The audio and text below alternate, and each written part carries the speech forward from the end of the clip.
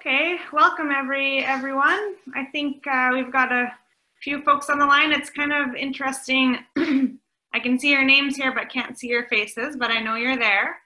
Yeah, it's just after 9 here, so we'll get things going. I'll start by introducing myself. My name is Tessa from the Parkinson's Association. And today's webinar is Building the Foundations for a Good Day. And our presenter is Cindy Bond. She's the Community Education Specialist at the Alzheimer's Society of Calgary. So welcome, Cindy. I have a few kind of housekeeping things I want to share, and then I'm gonna pass it over to you. So let me see here. What do I need to mention before we get going? I want to mention that we want to keep this webinar somewhat interactive, even though we can't see you. We want you to use the chat box.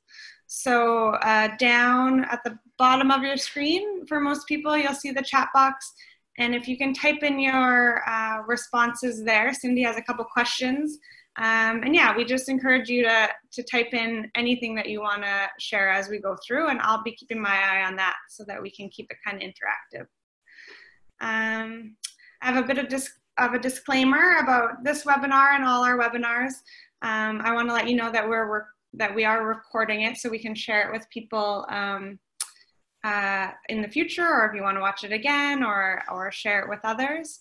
And that all the information in this video is strictly for educational and entertainment purposes. So it's not intended to be diagnostic, prescriptive, or replace the relationship or advice of other professionals that you know personally. So yeah, as we go on and you have questions, Cindy can answer general questions, but anything too personal or specific to your situation, we might not be able to answer. So just some things to keep in mind. And I think that's pretty much all I need to mention. And I will pass it over to you, Cindy. Take it away. Okay, good morning, everyone. Thank you for spending the next hour with me.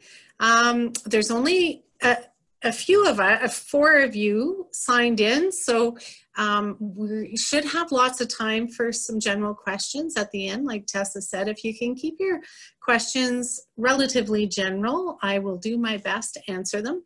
That being said, I am not a counselor. I do have a social work background. I've been with the Alzheimer's Society now for 6 years and come from the Alzheimer's Society in Ontario, where I did 4 years with them as well. So a little bit of background just to give you,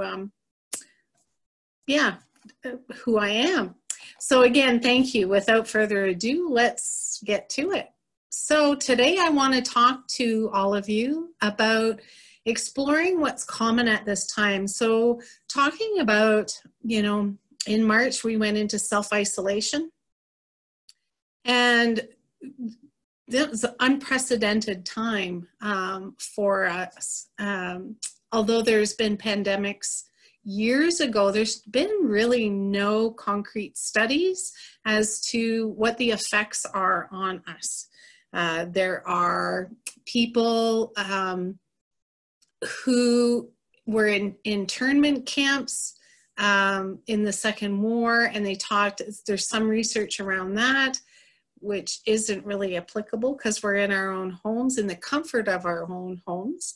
And also prison inmates and what they experience in terms of isolation. So this is, for obvious reasons, a little bit different, but there are some things that I want to share with you that are common during this time of isolation and change.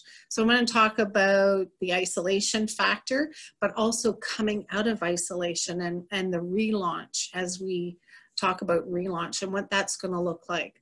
I also want to talk about your self-care. So whether you have a diagnosis of Parkinson's or you're a caregiver to somebody with Parkinson's, this definitely applies to all of us, regardless of your health, your background. Now I want to talk about one of those things that's very common at this time is worry. So knowing that worry is very normal at this time. It's the situation that we're in that's not, so keeping that in mind. But how do we manage that worry, and how do we get it to actually work to our benefit if we can? And we're going to talk about that. And then when I designed this whole webinar, it was like, okay, if I was in the house and I was, if somebody was under my care, if you will, if I had other people, for example, I have an adult son and a husband. So what kind of things would help us as a family get through the day? Initially, work was up in the air, so I wasn't working as much as I am now. So activities was huge. How do you stay engaged and mentally active is so important. So I have this, I saw this online the other day, and I had to include it in my presentation because I don't know if it's you, but it's definitely me. I'm the woman pushing the shopping cart. I feel like if I touch something, I have to take it. And then inventory is hit and miss, especially initially. There was, there literally wasn't any toilet paper. Yeah, thank goodness I did a Costco run before everything happened, but it was an issue and continues to be at times. So some quantities are limited. Which two breads should I choose? It's better now again, but in some cases, only weird items are left, and that's happened to me: honey, wheat, tortilla. Not exactly those 3 items, but it was hit and miss. Coming back to the house was stressful. I didn't even realize this. I was talking to a family member who said it was cool enough that her and her husband left things in their truck overnight after grocery shopping. And I was dumbfounded. I said, why would you do that? And she said, well, duh, people touch it. It could be infected. I went, oh my goodness, I never even thought of that. And then, whoops, sorry, I'm getting ahead of myself. And then the last square is no matter how well you plan, you forget something, and making that decision, do I run back for that one particular item? So although this is fairly humorous, it was something we had never experienced before. So again, just wanted to highlight that how things have changed. Now, I assume you can see me. Eventually, I'm going to take my video off so you can just see the slides and hear my presentation. But before I want to do that, I want to check in with all of you and really challenge you to think about how you're feeling today. So if you would use your chat box, and that'll let Tessa and I know that you have access to a chat box, using a word or words describing how you're feeling today. So if you would take a minute to do that, and I just want to check in. The reason we do this, and it's very important, as our feet hit the floor in the morning, or maybe not that quickly, maybe it's after your first cup of coffee, that you do that self-inventory and really kind of check in and just see how you're feeling emotionally, physically, mentally. So Tessa, are we getting any responses? You're on mute. Okay, there we go. We have a couple responses. Oh, good. One participant says they're feeling stressed. Okay. One participant says they're feeling stretched. Oh, okay. So too much going on. Stretched in many different directions, I'm assuming? Yeah, that's what I'm thinking. Okay. And then another one, kind of similar, says they feel busy. Okay. Okay, good to know. So we're going to talk about, I want you to keep those feelings about how you're feeling in mind as we go through the presentation and see if it sheds any light on coming to some awareness of how to overcome or work on those feelings. So especially if they're a negative feeling for you, and how to change that into something more positive or even more productive. Okay, so keeping that in mind. So it's at this point, I'm going to take my face off the screen and get to it.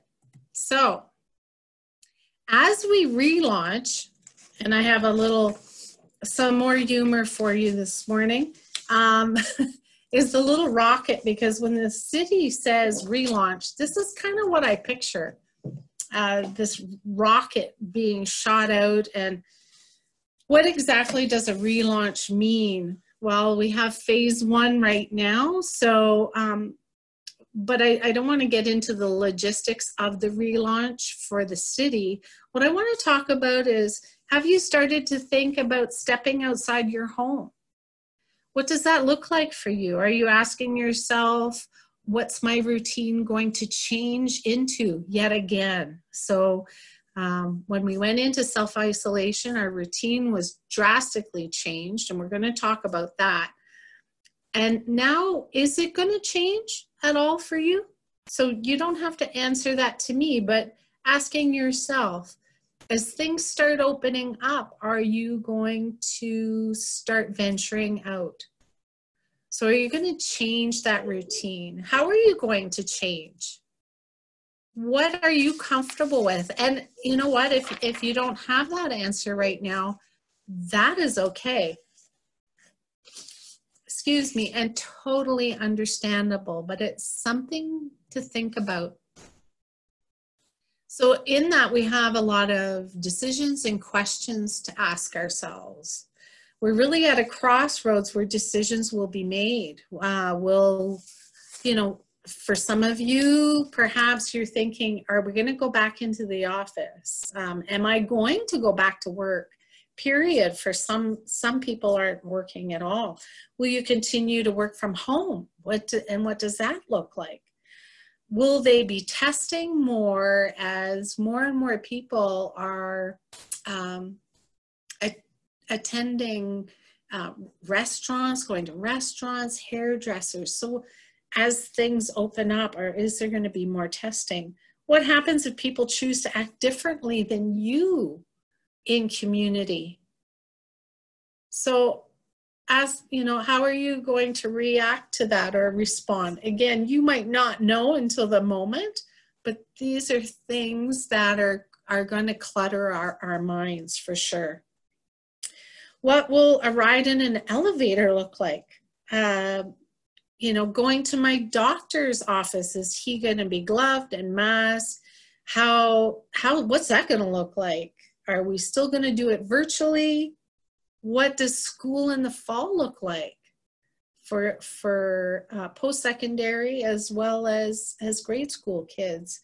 What's the new normal essentially going to look like, and what role are you going to be taking part of in all of that? So there's going to be a lot of decisions, and with that, a lot of questions. So how do we adapt? These are some things to consider.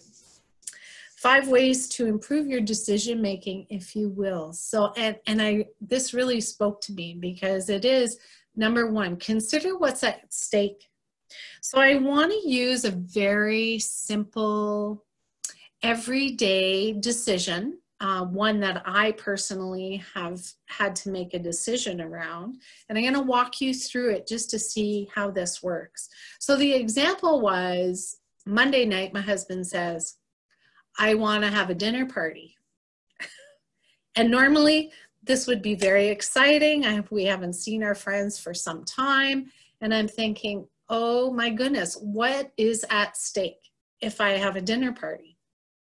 So for obvious reasons, if we're in close proximity, if there's lots of us, is there going to be mingling? Are we going to stay 6 feet apart? Like, people are going to get sick, could potentially get sick.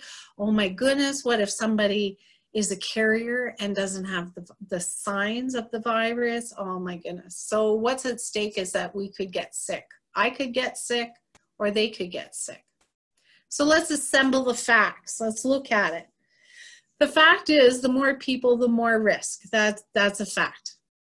The fact is that everyone is feeling healthy and has said that they've been isolated for over the last 2 weeks. In fact, many of them haven't gone to work. It's the only place they've gone essentially is Tim Hortons drive-through and the grocery store. So, okay, those are my facts. Identify the alternatives. Well, if I have less people, then I have less risk. So that's an alternative. And weighing those pros and cons. If I invite more, if I invite less, what are those risks? Where are we going to eat? Is my dining room table big enough? All those things I'm taking into consideration. Choose the best path to take action. We have decided to have one other couple over. So in all that decision making in this particular example, that's what we've done. My husband's going to do the barbecuing. I'm going to set the table. We're definitely going to be able to have at least 2 to 3 meters in between all of us at once. And we're going to eat outside where there's lots of room. So yada, yada, yada. Simple thing like that. Whereas months ago, we didn't have to, that was not a consideration. The biggest decision over a dinner party was who to invite and what to eat. So things are definitely changing. So adapting to the relaunch this is a way to make decisions. And I really like highlighting, assemble what the facts are, okay? And all of that adapting that we need to do what's right for ourselves. And that is not always going to be the same as what other people are going to do. So judging each other as a human species, we've been doing it since the beginning of time. And it's really allowed us to thrive as a human species. However, everyone is making difficult decisions right now, and it's very we need to stay mindful that we're more alike than we are different as a human species. So we have that tolerance around what other people and how they're making their decisions. You can see in the elevator, people are adhering to what seems to be a rule in the elevator that you have to stand in a yellow section. I don't know if this is going to happen here, but I found this picture. I thought it was very relevant. No one is wearing gloves except for the person closest to the keys, I assume, or the buttons on the elevator. Not everyone is wearing a mask. They're definitely not 6 feet apart as well. So doing what's right for you, but trying not to judge others. And it's when we judge others, it can make it hard to adapt and very difficult. So just keeping that in mind, doing what's right for you and sticking to it. Another example of this, it's funny because I've been doing this webinar since March, since we went into isolation, and it's morphed into what you see today. But I just had a hair appointment last week and I didn't wear my mask. I'm ashamed to say I was going to, but didn't, because I was afraid my hairdresser, who is also somewhat of a friend, I consider a friend, more than an acquaintance, definitely. I was afraid I'd make her feel bad. So yeah, you've got to do what's right for you. I had a friend remind me of that, and I went, oh my God, I teach this stuff and I forgot. So keep that in mind. So managing worry, first of all and foremost, worry is okay. It really is okay if it gives us a plan. Worrying with and not coming up with a plan is a total, excuse the way I'm going to put it, but it's a waste of time. Unless it gives us a plan, let's rethink our worry, okay? Let's challenge ourselves on that. So the things we want to do to manage our worry is limit our exposure to media. So, and gossip as well. I'm going to throw that in there. So the rule of thumb is, or what the recommendation is, that you pick one media source and stick with that. So if it's CTV news at 6 o'clock, stick with that. If it's global at noon, again, stick with that. And don't sit in front of the television the whole time watching to see what's going to happen as more and more people are going out of isolation. So limit your exposure. Ask yourself, is it true? So this is especially, rumors. I won't tell you some of the rumors I've heard, but I have I've ruminated on some of those rumors and actually checked it out, and they're not based in fact. So check that out. Is it true? Do you have control over it? Take control over what you can. And definitely, we can't control what others do, but we can control ourselves and somewhat of our thoughts as well, especially negative thoughts, if it's not giving us any plan going forward. Expose your worries. And by that, I mean talk about them with other people. Write them down. For some people, it's journaling what your worries are, but get it out. Talk about it is really important. If necessary, if none of these things are working, seek professional help. There's lots of counselors available.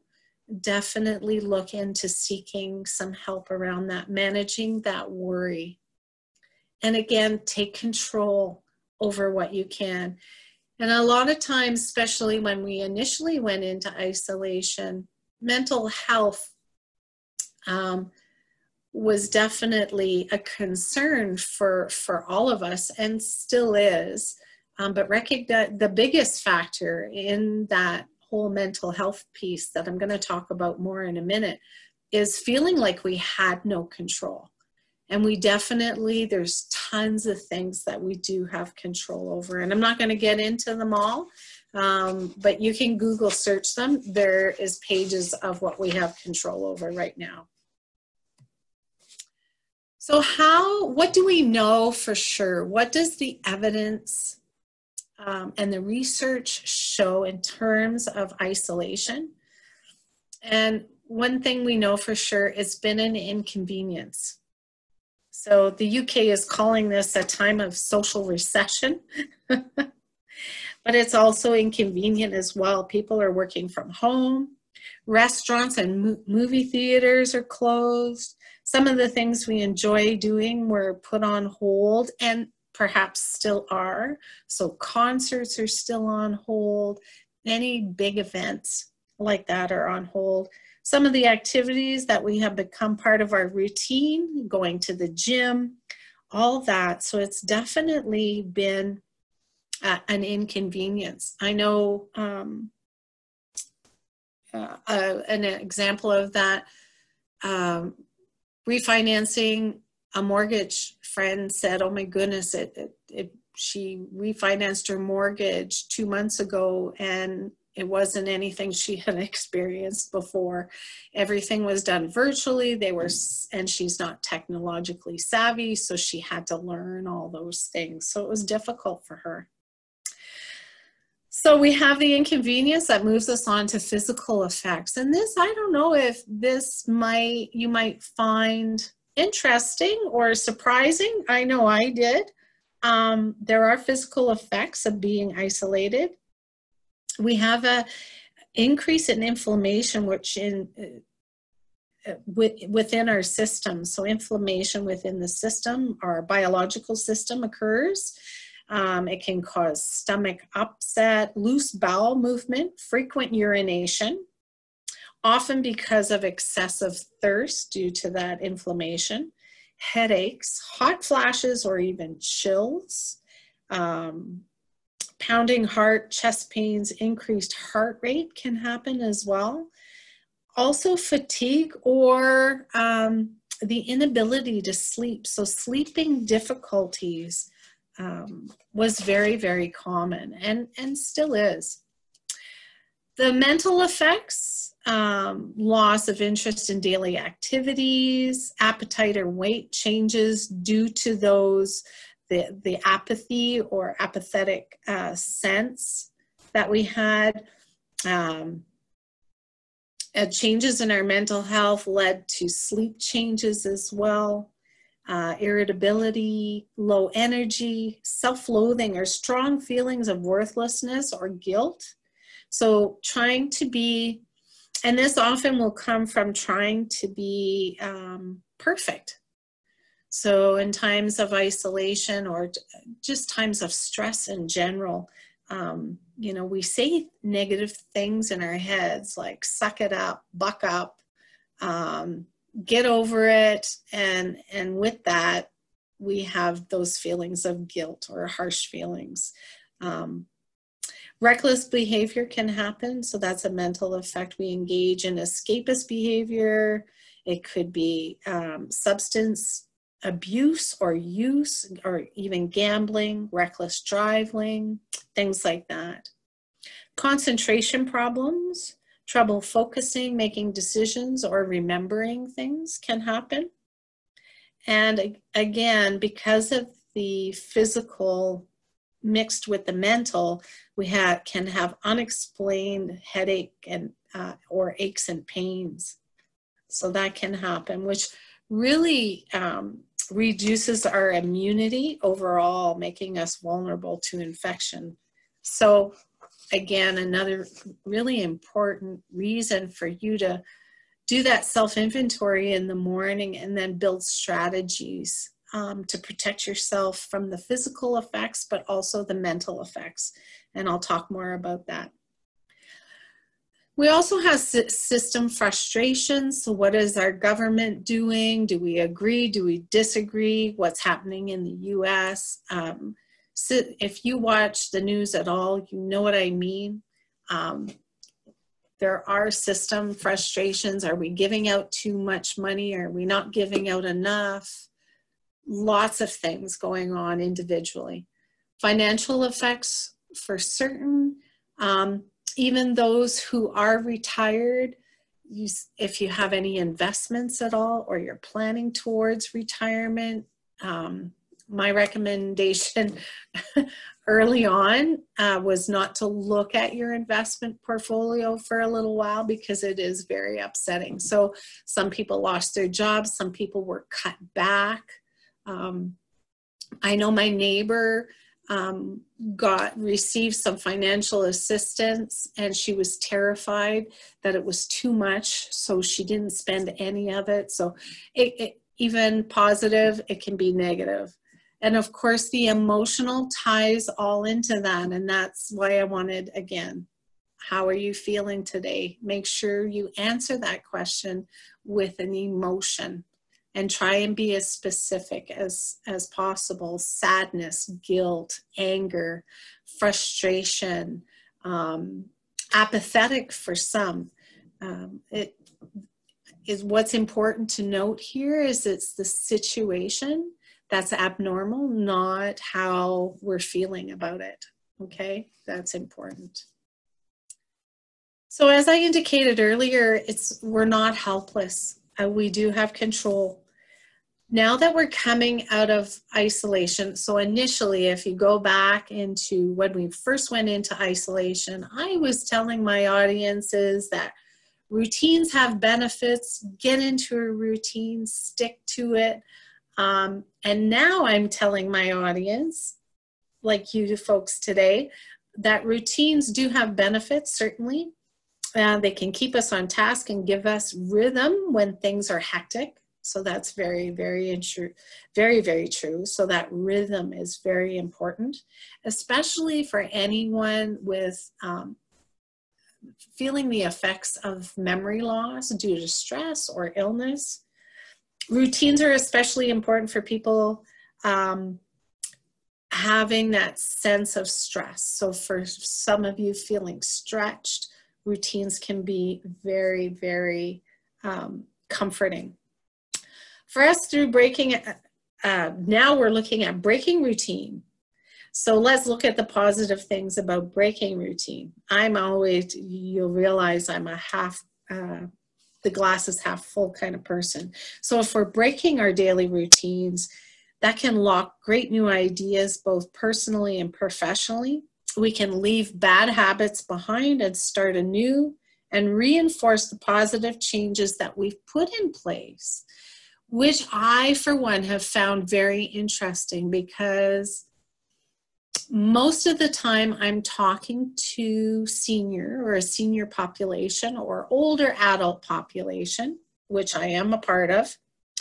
And they're saying that they found a great deal of solace and gratitude for this time, because it made them remember how they grew up. So, you know, years ago, you know, not eating out all the time, you spent more time with family, you had dinner together. The biggest thing was going for a drive as a family. So getting back to those things, and a lot of people I've talked to again are going to stick with some of these new changes they've put in place. They also give us more intention to our actions and light the way to self-awareness, I believe, as well during these times. So we're not helpless.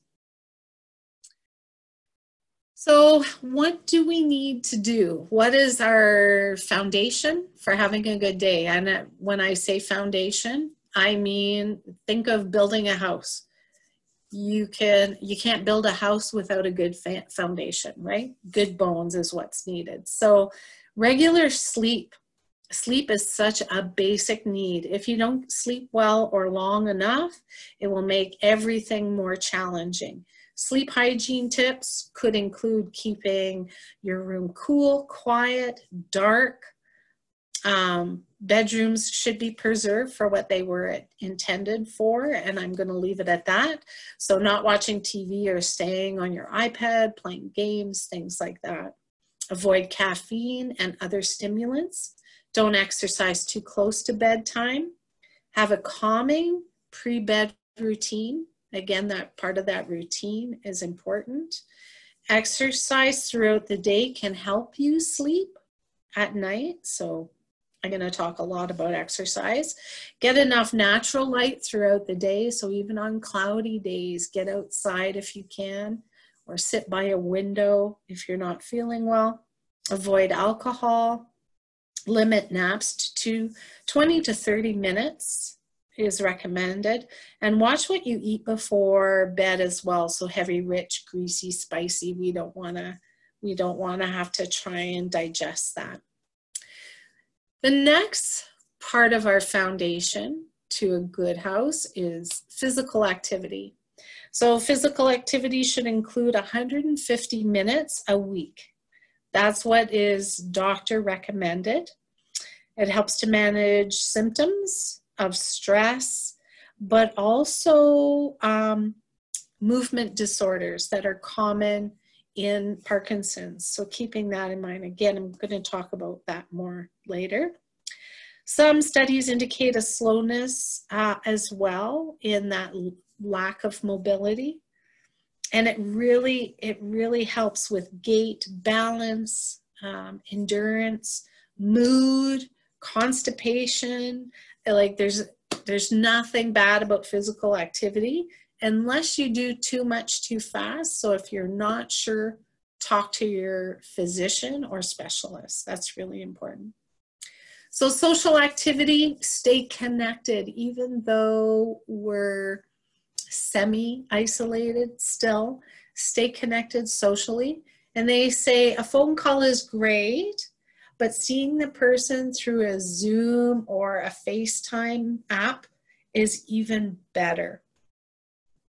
So do that. I know walking around my neighborhood on the weekend, people were still creating that social distance, but they were meeting in driveways. It was quite something to see. So staying socially active is really, really important for our mental health as well. So physical exercise, I just want to talk about that. Helps to manage, as we age, regardless of condition, we lose muscle mass. It's a fact. So managing those changes through exercise, through resistance or strength training can help us slow down that muscle or retain that muscle mass, Helps with coordination and balance as well. So that's really important. And reaction times that can be slowed due to Parkinson's. Again, exercise. As long as you speak to your physician. I highly recommend that. Again, it's 2.5 hours a week or 150 minutes a week. So, or 2.5 hours a week or 150 minutes a week. So that's important. Things should include flexibility, and we're going to talk more specifically about this later. Cardio, so getting your heart rate up a little bit. And again, that strength training or resistance training is really important.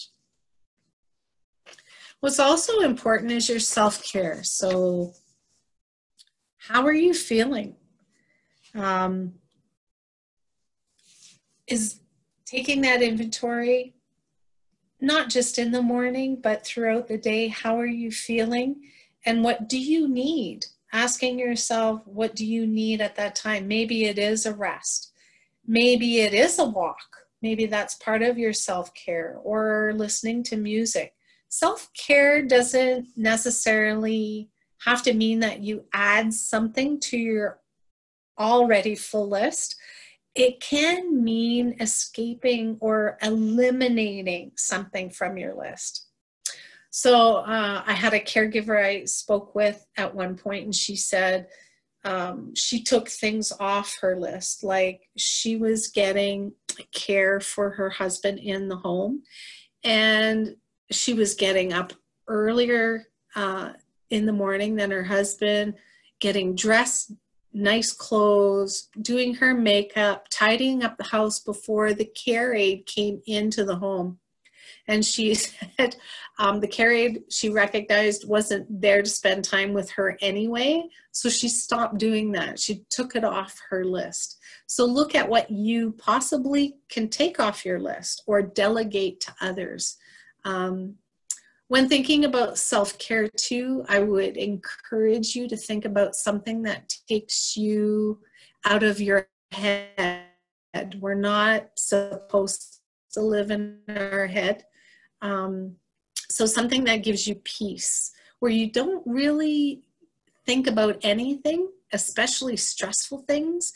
You're in the moment. I know for me, when I go for a hike in the mountains, it's literally one foot in front of the other, and what's in the environment around me, then I'm concentrating on it.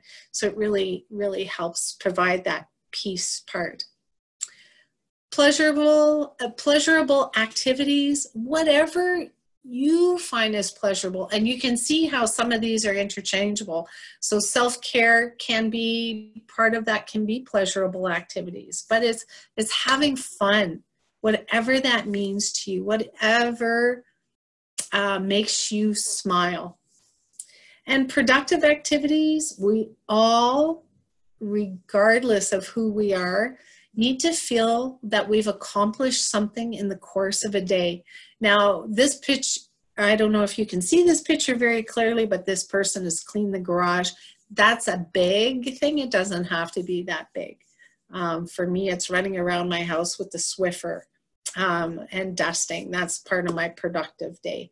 Doing a load of laundry, putting out the lawn furniture cushions after rain. That's my productive. It doesn't have to be big, but it gives us that sense of accomplishment that we all need.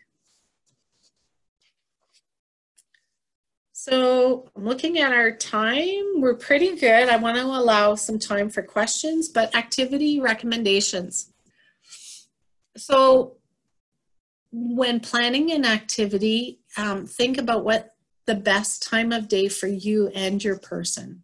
So if you are a caregiver or you're somebody who's living with Parkinson's, what is the best time of day for you to participate in any activity? And we're going to talk about some activity suggestions.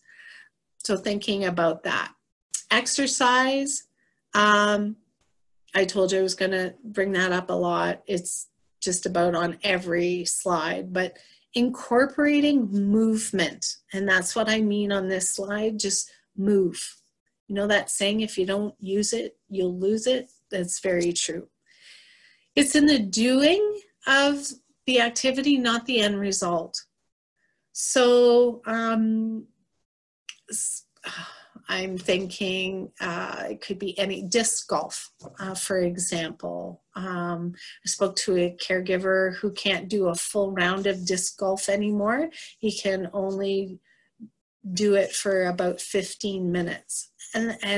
But for those 15 minutes, it's pure bliss for him. So keeping that in mind, lower your expectations of the activity and reevaluate. So if all of a sudden you think, okay, I'm going to pack my bear spray and a lunch and I'm going for a hike, and you're gone for, again, 20 minutes, or you don't make your final destination that you had planned, that's okay. Just go with it. So we'll lower your expectations and reevaluate. Should give you, any activity, give you that sense of accomplishment and purpose again. So thinking about that. So it definitely, whatever activity you engage in, is it enjoyable?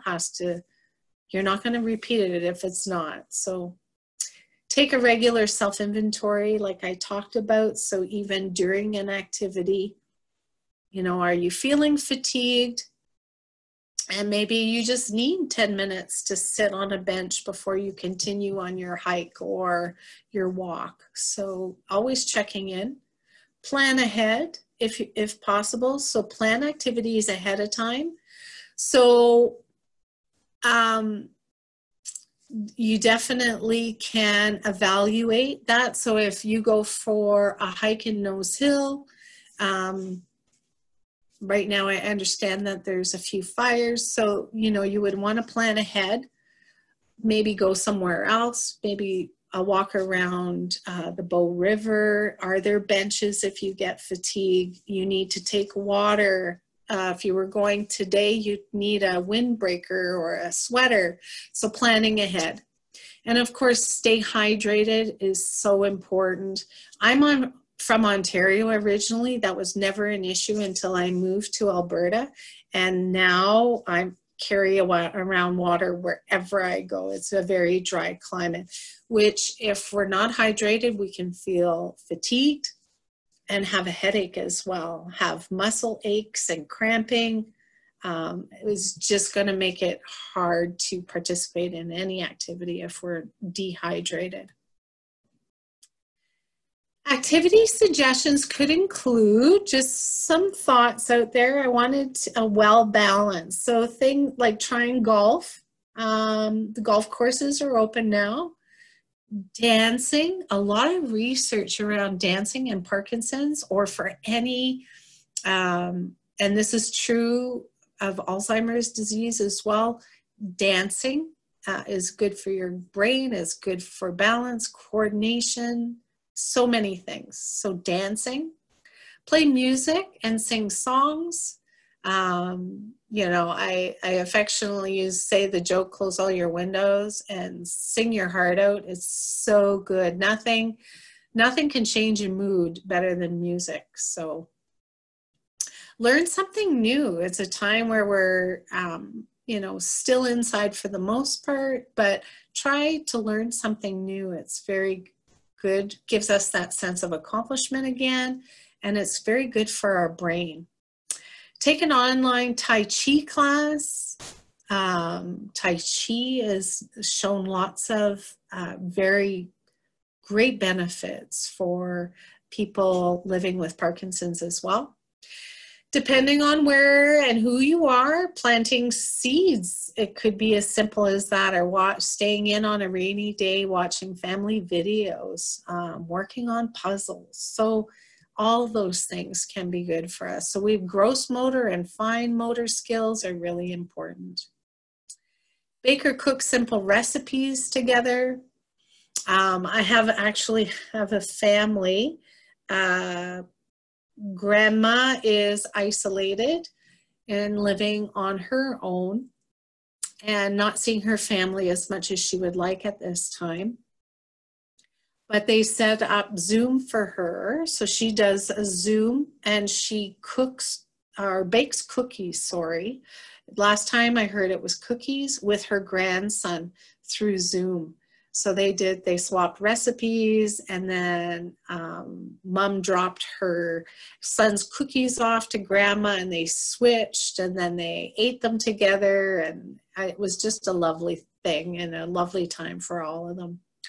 Clean up around the house. Again, it's movement, but it's accomplishing something as well. Do arts and crafts if you're into that. Get creative. Knitting and painting. It could be other things like getting creative through art, music, even writing could be something to explore. And even photography now, that you can get out for a simple walk, taking pictures and sharing that with family. So you're doing something enjoyable, but you're also sharing that socially with family. So it's a time for creativity for sure. Look at books the person used to enjoy or still enjoy. So it could be, again, it depends on the person. So I found this quote and I just loved it. So it says, start by doing what's necessary, then do what's possible, and suddenly you're doing the impossible. And I think that's so true of all of us. If we start somewhere, goodness knows where we're going to end up. So be fearless and being creative around creativity at this time. So of course, sleeping well, eating well, and moving are a part of the necessary, okay? It's from completing those things that we can tackle the next thing on your list. So what's possible, and then what's impossible. So you're not feeling so stressed. So one of the things I wanted to mention today is we are called the Alzheimer's Society because Alzheimer's is the most common type of dementia. We deal with all kinds of or different types of dementia, but we're still called the Alzheimer's Society. So just wanted to throw that out there because that tends to be something I get asked. Oh, okay, well, you don't, work with people with vascular dementia, for example, or Parkinson's dementia, for example, because it just says Alzheimer's, but it's all kinds of dementias. So we offer one-to-one support through email, phone calls, or video. We've extended our hours now by appointment. So we have social workers that are working from 7:30 to 7:30 a.m. to 7:30 p.m. to take those extended hour appointments. We have online training like this that's free and available. It's all on our website. Our social workers help with community resources and referral. And like I said, especially now, our website is constantly being updated. We're constantly evaluating how to meet or try to help meet the challenges that caregivers are facing at this time. So, and to wrap up, want to thank our educational sponsors. Gordie Howe Cares is a sponsor. Alberta Retired Teachers and All Seniors Care is a sponsor. And that is a wrap for me. So let me see if I can get back to Zoom here. Okay, I'm back. Any questions or comments? Feel free to use your chat box. Yeah, so one participant says, thank you very much. Good basic reminders. Yes. I agree. Lots of things we know we should be doing and we've heard before, but that are extra important, especially these days. And yeah, it's good to get those reminders. I agree. Yeah. Does anybody else have any questions or comments for Cindy?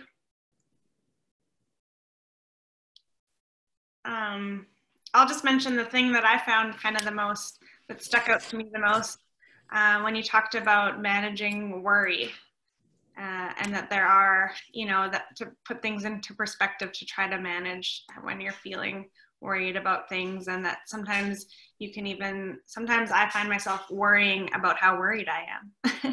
And so Yes. it can really be a difficult cycle, but I like that you gave some practical ways to kind of get yourself out of that way of thinking. So. Yes, yes. The rule of thumb is if mentally you can't draw a plan around that worry or to combat that worry or counteract that worry, then we need to take control over it and stop it, like break that cycle. And yeah, it's easier said than done, but it is a skill that can be learned, which is reassuring if we practice it enough. Right. Yeah, to make it, turn it into something productive.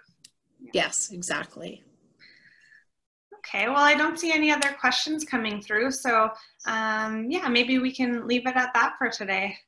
Okay. Well, thank you, everyone. Enjoy the rest of your day. Get out there and move. I'm doing laundry and I'm going to go for a walk. Tessa, what are you doing? Oh, perfect. You know what? I have laundry on my list as well.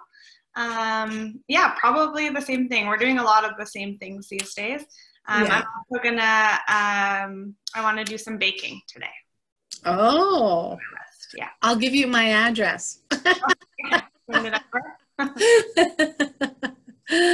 Yeah, this is a great way to start the day with lots of positive, yeah, reminders of how to start the day. So good. And Cindy, so I'll sign us off here.